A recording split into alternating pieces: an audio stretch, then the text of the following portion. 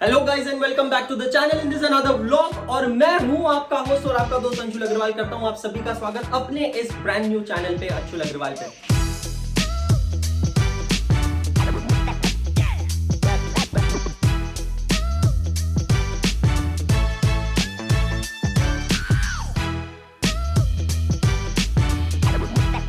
तो यार बहुत सारी चीजें आप लोगों के साथ शेयर कर रहा हूं। और जैसे कि मैंने कहा, व्लॉगिंग सिर्फ मुझे व्लॉगिंग नहीं लगता, ऐसा लगता है कि मैं आप लोगों से बातें कर रहा हूं। आप मेरे दोस्त हो, मेरे बडीज, और आपके साथ बहुत सारी चीजें शेयर कर रहा हूं। ऑब्जेक्टिव इस चैनल का व्लॉगिंग का आप लोगों को बता चुका हूं। आज मैं हूं अपने यहाँ बे में अनअकैडमी हेडक्वार्टर्स में, और एक बहुत ही इंपॉर्टेंट चीज मैं आज करने वाला हूं। और मैंने सोचा कि क्यों ना ये चीज मैं आप लोगों के साथ शेयर करता हूं।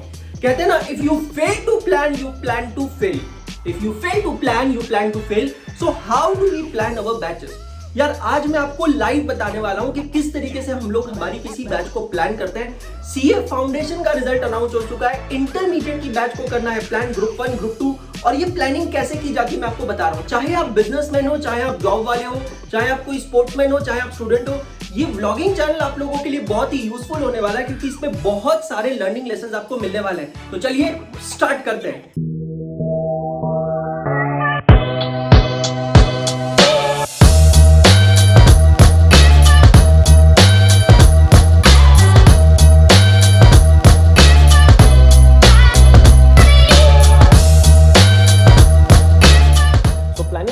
बहुत इंपॉर्टेंट चीज होती है, हर एक इंसान की लाइफ में बहुत इंपॉर्टेंट रोल प्ले करती है। नो मैटर आप कोई भी प्रोफेशन में हो, या कोई स्पोर्ट्समैन हो, या कोई भी चीज़ हो। तो मैं एक टीचर हूं, और क्योंकि मैं एक टीचर हूं तो मुझे प्लानिंग करना बहुत ज़रूरी होता है। क्योंकि अगर मैं प्लान नहीं करूंगा तो मैं बच्चों के सामने क्या एक एक्शन उनको मैं करवा सकूंगा। तो यहाँ पे आज मैं आपको बताने वाला हूँ that how do we plan our batches. तो अगर मैं बात करता हूँ अभी, तो सीए फाउंडेशन का जो रिजल्ट है वो अनाउंस हुआ है अभी 13 सितंबर 2021 को। और यहाँ पे इन लोगों का, ये जो बच्चे इस एग्जामिनेशन में पास हुए हैं, इन लोगों की सीए इंटरमीडिएट की एग्जामिनेशन कब आने वाली है? तो सीए इंटरमीडिएट की एग्जामिनेशन आने वाली है उनकी मई 2022 में।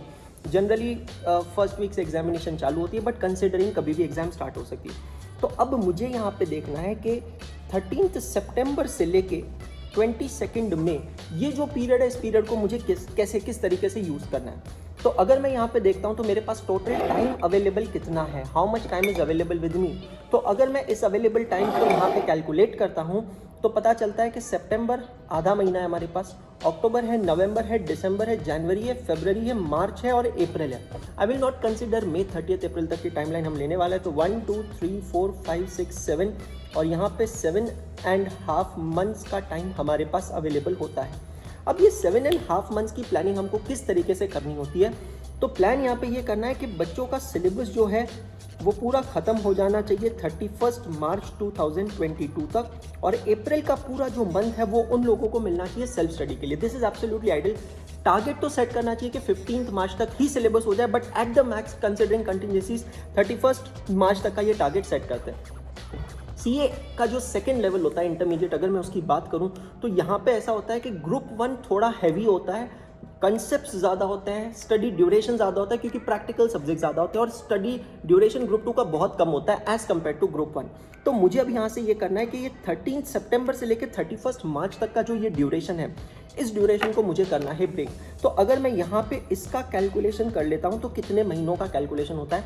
तो सितंबर हाफ, अक्टूबर, नवंबर, दिसंबर, जनवरी, फरवरी, मार्च, मतलब कुल मिला के 6.5 मंथ्स का ड्यूरेशन मेरे पास यहाँ पे अवेलेबल है।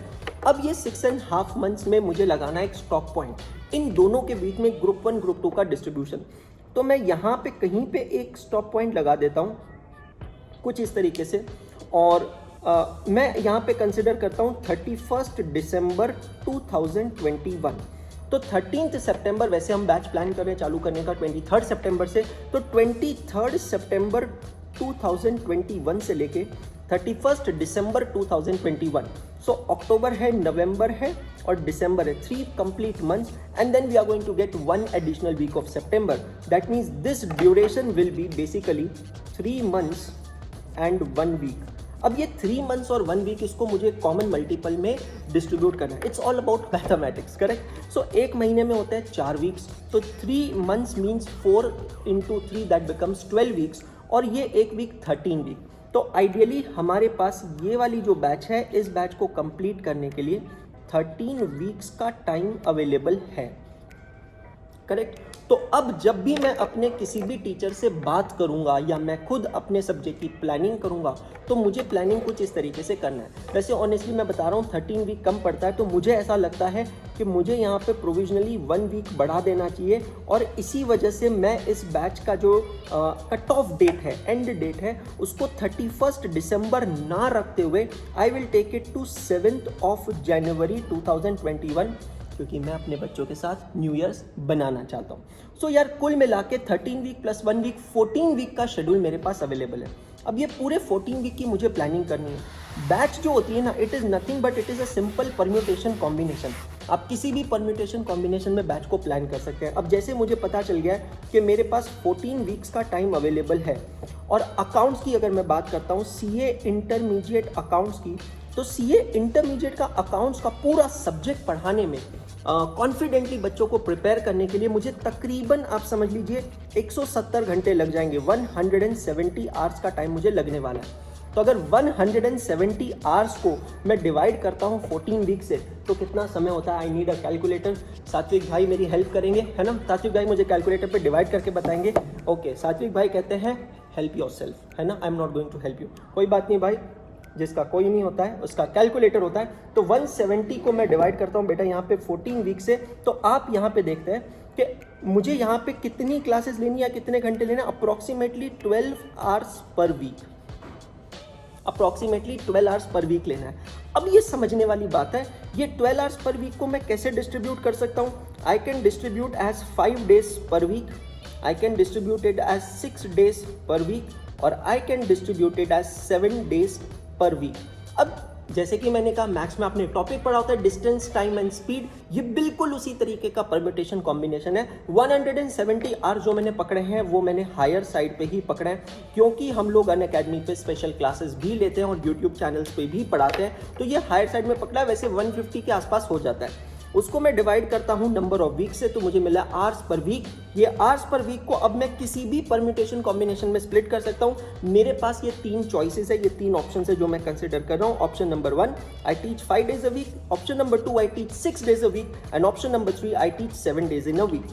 So now if I divide 12 hours divided by 6 days a week, that becomes very simple and crystal clear. It becomes 2 hours per day class.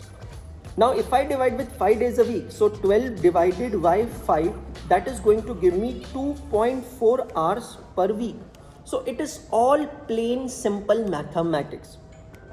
यार दोस्तों, एक चीज़ कभी भी ध्यान रख लेना कि प्लानिंग बहुत इंपॉर्टेंट चीज़ होती है। ये मैंने आज आपको सिर्फ डेमोन्स्ट्रेट करके दिखाया कि हम लोग अनअकैडमी में कैसे बैचेस प्लान करते हैं।